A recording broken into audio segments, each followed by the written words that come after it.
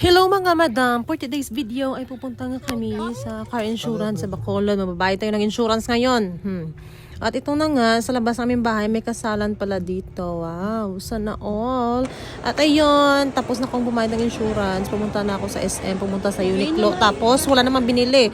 So, napagod kami guys. Kumain na lang kami ng ramen. Kasi nag-window shopping. Wala namang binili. At ayan na yung order naming ramen. Yung in-order ko, yung walang boiled egg. So ayan, kain na ako. Ang init pala, pero ang sarap. At okay yung lasa niya.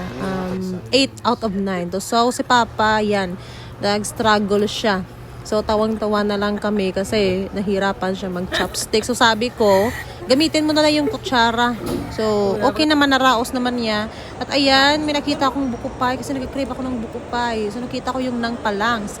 At uso pala yan sa Iloilo. Hindi ko yan nabili sa Iloilo, kundi nabili ko dito sa Bacolod. Buti meron sila sa Bacolod. At syempre tapos na kami bumili, pupuntaan naman ako ng grocery store dito sa may supermarket. Yan na yung pormahan natin para komportable tayo, parang nakapagbahay lang. Bad na kasi akong madam magpurma-purma. Yung komportable ka ba, okay na yan. At ayun lang yung mga binili kong konting grocery lang, mostly mga food.